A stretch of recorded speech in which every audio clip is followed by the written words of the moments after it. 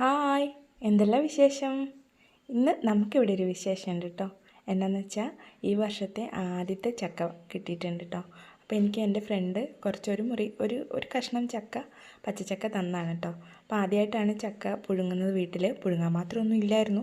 എന്നാലും നമ്മൾ തേങ്ങയും കുരുവും ഒക്കെ ഇട്ട് അഡ്ജസ്റ്റ് ചെയ്ത് എന്തായാലും അടിപൊളിയായിട്ട് പച്ചച്ചക്ക തിന്നാൻ വേണ്ടി തന്നാണ് കേട്ടോ. അപ്പോൾ പുഴുക്ക് കൊതിയായതുകൊണ്ട് അങ്ങനെ ഒരു പരിപാടി എടുത്തേ. അങ്ങനെ നമ്മുടെ ചക്കപ്പുഴുക്കൊക്കെ റെഡി ആയിട്ടുണ്ട്. ഞാൻ വെളിച്ചെണ്ണ ഒഴിച്ച് ഇളക്കാണ് കേട്ടോ. അപ്പോൾ ഇന്ന് രാവിലെ തൊട്ടാണെങ്കിൽ ഉച്ചയ്ക്കൊരു കല്യാണം ഉള്ളതുകൊണ്ട് ചേട്ടായും മോനും കല്യാണത്തിനും പോയി, ഞാനും ലച്ചും മാത്രമേ ഉണ്ടായിരുന്നുള്ളൂ. അപ്പം വൈകുന്നേരമാണ് ഈ ചക്ക കിട്ടിയത്. അപ്പം ഞാൻ വിചാരിച്ചു എന്നാൽ പിന്നെ ഉണക്കമീനും വറുത്ത് ചക്കയും ചോറും നമ്മുടെ കാന്താരിമുളകൊക്കെ ഇട്ട് ഉണ്ടാക്കി തൈരും കൂടി ആക്കാം എന്നിട്ടോ. വൈകുന്നേരം ആയപ്പോഴത്തെ അവർ വന്നു. അപ്പം എന്തായാലും ഉച്ചയ്ക്ക് ഹെവി ഫുഡൊക്കെ കഴിച്ചിട്ടുണ്ടാവുമല്ലോ, കല്യാണത്തിനൊക്കെ അല്ലേ പോയത്. പിന്നെ രാത്രിയാകുമ്പോഴത്തേക്കും നമുക്ക് ഇങ്ങനെ ആക്കുമ്പം എല്ലാവർക്കും ഭയങ്കര ഇഷ്ടമാണ്, ചക്കയും തൈരും മുളക് ഉടച്ചൊക്കെ ആയിട്ട്. ഉണക്കമീൻ പറയുമ്പോൾ തന്നെ എനിക്ക് കൊതി വരികയാണ് കേട്ടോ. അപ്പോൾ ഈ കാന്താരിമുളക് വീട്ടിൽ നിന്ന് അമ്മ വന്നപ്പോൾ വയനാട്ടിൽ നിന്ന് കുറച്ച് കൊണ്ടുവന്നതാണേ. കുറച്ച് അവിടെ ഉണ്ടായിരുന്നുള്ളൂ. അപ്പോൾ അങ്ങനെ കൊണ്ടുവന്നാൽ പിന്നെ അവിടെ നിന്ന് കൊണ്ടുവന്ന പച്ചമുളക് കേട്ടോ, അതെല്ലാം പഴുത്തുപോയി.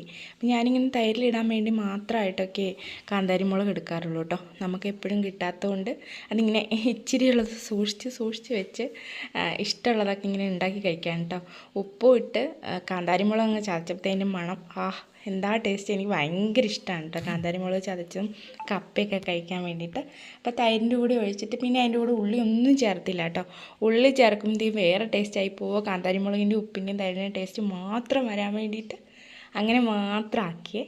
എന്നിട്ട് നമ്മളതാ കുറച്ച് ചോറ്, കുറച്ച് ചക്കപ്പുഴുക്ക്, ശരിക്കും തോരൻ പോലെ കൂട്ടാനേ ഉള്ളൂ. അപ്പം എല്ലാം കൂടി ആകുമ്പോൾ സെറ്റാവുമല്ലോ. അപ്പോൾ കുറച്ച് ചോറ്, കുറച്ച് ചക്കപ്പുഴുക്ക്, പിന്നെ ഒരു ഉണക്കമീൻ വറുത്തത്, പിന്നെ നമ്മുടെ കാന്താരി പൊട്ടിച്ച തൈര് ഒഴിച്ചിട്ടങ്ങ് നന്നായിട്ട് കഴിച്ചേ.